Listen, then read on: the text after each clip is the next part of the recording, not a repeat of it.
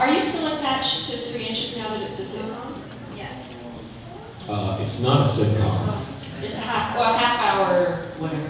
It's a half-hour show. It's not a sitcom. Okay, great. And yes, I'm attached because it's going to kick your ass. Is it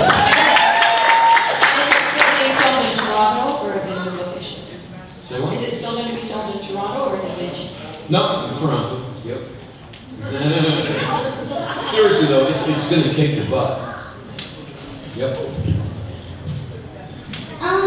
What was your favorite part about being in Buffy? Besides Michelle Kelly. I have to say, my favorite part of being in Buffy were the moments between the words action and cut. And what was your least favorite part? Between the words cut. I have to be honest about it. There really were great writers writing that stuff. And wonderful people making the sets and doing the costumes and all of that stuff, so that when they said action, I got to release into a fantasy that was so perfect. But between the words cut and action, I had to deal with the human beings involved in making that fantasy, and they're all freaks like me. And that was less perfect. It was perfect moment when they said action. Everybody's genius came together in a moment, and they filmed that moment. But after they said cut, we all had to deal with each other. And that was not so fun. I have to be honest about it.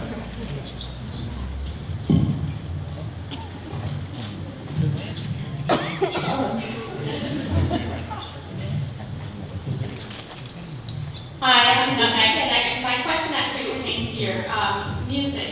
Who inspired you at growing up to now branch out into the music industry? Like who do I like to listen to? Yeah, pretty much. Who do you idolize mostly? Like I can tell you who I idolize, but I can't tell you that they've influenced me because I suck too much. I mean, like I can't even Neil Young, right? But I can't tell you like he's influential to me because I can't even approach that. Tom Waits. But I don't have that, you know. What do I like to listen to? Robert Johnson, Modest Mouse. Actually, they're a really good band. But if you say that someone influences you, then you're pretending that you're getting there. And I just sing stupid little songs. I just sing stupid little songs. And I can't be Tom Waits, you know? Very cool. Thank you. Thank you. Oh, look, we're back from the beginning again. They're beautiful. Okay. So I have a follow-up question to the 3 Inches. You spent a month in my fair city, and I was wondering what you thought of Toronto, and if you got to do anything while you were there, other than film. Okay, no, I got nothing but filming, but Toronto is like what Chicago wishes it was. If Chicago actually lived the dream of Chicago, it would be Toronto. I love Canada, I really do. What? Are you confused? You're from Chicago. Have you been in Toronto? So, do you know what I'm talking about? No, I don't. If Harry Dresden got his dream, Chicago would turn into Toronto.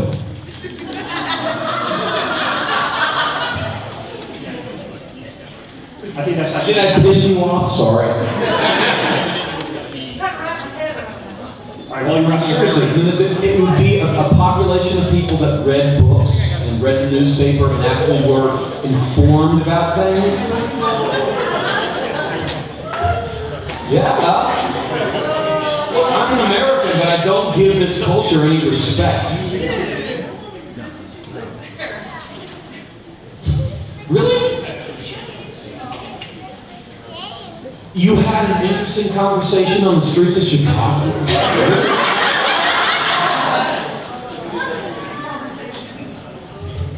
Okay. Okay. We might actually make something change for once. Okay. You know what? You know what? You're right. You know what? I haven't been there for the last 10 years, and so maybe I'm being ignorant. So, and you obviously care, and that's worth something. Yeah. Can I ask you I a love question? Chicago too. Right. Is Chicago really windy? I've never been there. I don't know if it's windy or not. I thought it would be a farce. It is windy. All right, so what are the good points? Yeah. This is the great thing about Chicago. When you talk to someone who is an actor in Chicago, they're like, New York sucks. We are the center of the world. And they're completely unapologetic about it. If you're a Chicago actor, then you're an actor. If you are a New York actor, you're pretending. Seriously. And if you want to start an artistic movement, you have to have that self-power. Yeah, I love Chicago. I mean, it's really in the city, but yeah. What Canadian city would New York recommend?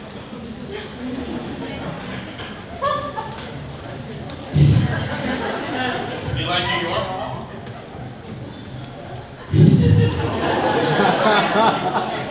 All right. I lived in New York when it was a brutal, desperate city back in the 80s.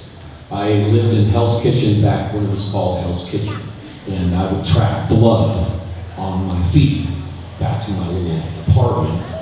And so I don't know if I know New York anymore.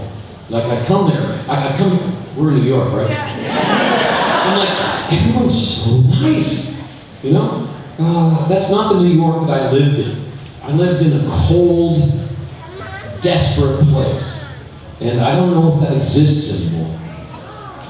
So when you ask me, do I like New York? I don't know if I know New York enough to be able to answer the question. New York kicked my butt. New York stripped me of everything I thought I believed. I don't know, man. Like I'm afraid of it. I fear New York. I can tell you that, you know. But did I enjoy New York? No. Like I used to walk home, right, and the whores would grab my crotch. Like, seriously, trying to get home. Trying to walk home from the Lincoln Center where I was studying, you know, at Juilliard, trying to get from that place to 48th between 8th and 9th. There was no way to get there without the whores just getting around you and just taking your clothes off. It was brutal. I mean, a horrible environment. So, you know, am I in New York? Ah! Yeah, but it's a different place now. There's a decade that's passed. And I don't know the answer to your question. Actually, things have not changed in Penn Hotel. It's been the same for the last 6 years. Yeah. The whores still come here. The next question, please. James, did you enjoy working on Caprica? Very, very much. I had this feeling when I was working on Caprica, this is too good to last. Like what we were saying. You know, the experiment when you put a frog in a bowl of water and heat it up very slowly, it won't jump out of the water, it'll just cook. That was Caprica. That was the message of that beautiful television show. Frankly, it was too brave to last.